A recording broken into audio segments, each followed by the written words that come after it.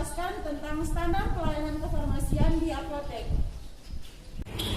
Berdasarkan Peraturan Menteri Kesehatan Nomor 73 Tahun 2016 yang mengatur tentang standar pelayanan kefarmasian di apotek, standar pelayanan kefarmasian di apotek sendiri meliputi yang pertama, pengelolaan sediaan farmasi, alat kesehatan dan bahan yang habis pakai, dan yang kedua yaitu pelayanan farmasi klinik.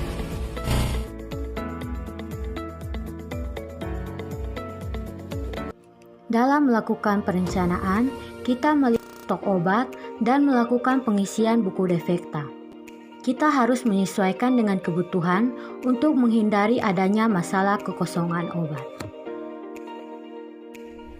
Nah, untuk menjamin kualitas pelayanan kefarmasiannya, maka pengadaan sediaan farmasi itu harus melalui jalur resmi sesuai dengan ketentuan perundang-undangan. Dalam penerimaan barang, harus mengecek nomor item dan jumlah item barang sehingga diketahui barang tersebut sesuai atau tidak dengan faktur yang tertera.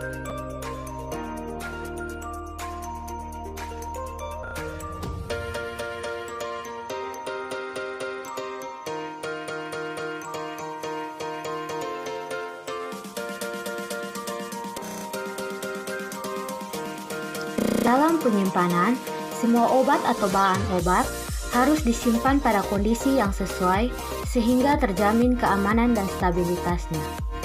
Tempat penyimpanan obat tidak dipergunakan untuk penyimpanan barang lainnya yang menyebabkan kontaminasi.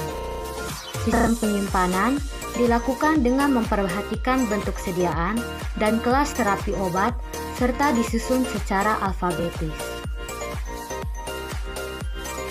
Dan penarikan. Pemusnahan ini dilakukan untuk obat-obat yang rusak atau kadaluarsa.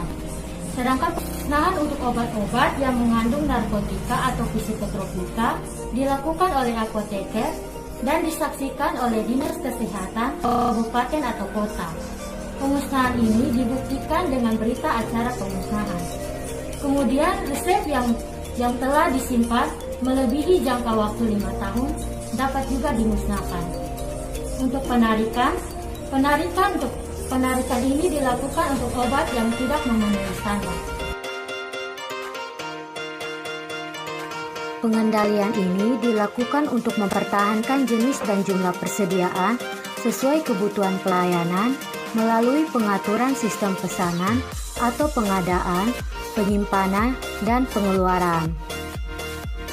Pengendalian persediaan dilakukan menggunakan kartu stok, baik dengan cara manual atau elektronik.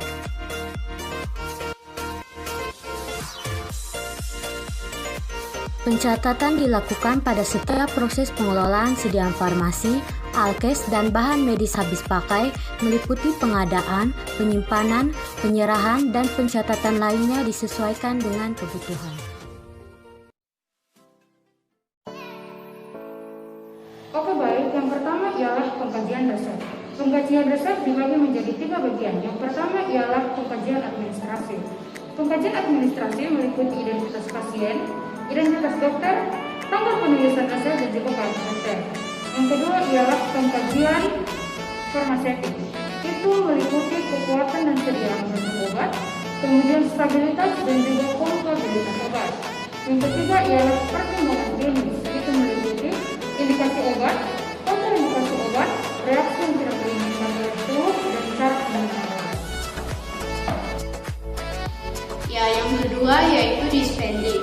Dispending di sini terdiri dari penyiapan, penyerahan, dan juga pemberian informasi obat.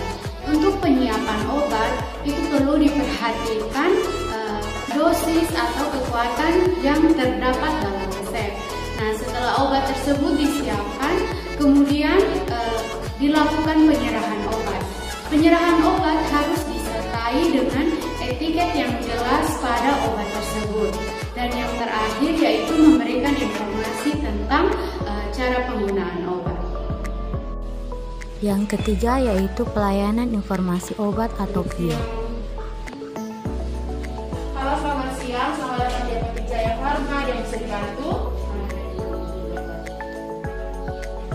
Ini obatnya kasih dalam yang tablet ya, sebentar.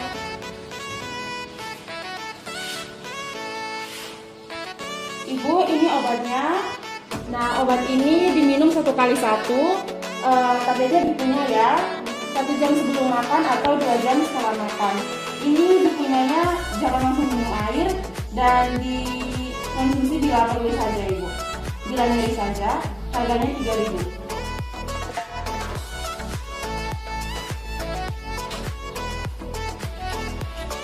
Ini obatnya. Terima kasih. Baik, yang keempat yaitu konseling.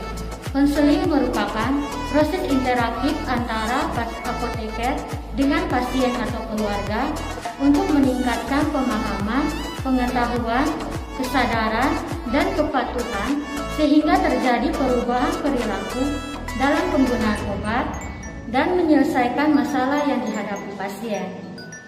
Yang kelima, pelayanan kefarmasian di rumah.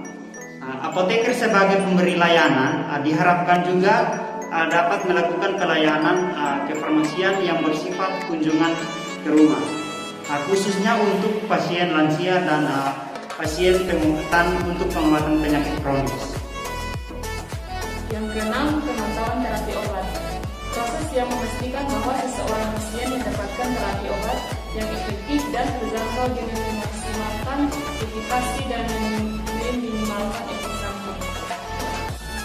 Yang berikutnya yang ketujuh, monitoring efek samping obat merupakan kegiatan pemantauan respon terhadap obat yang merugikan yang terjadi pada dosis normal yang digunakan pada manusia.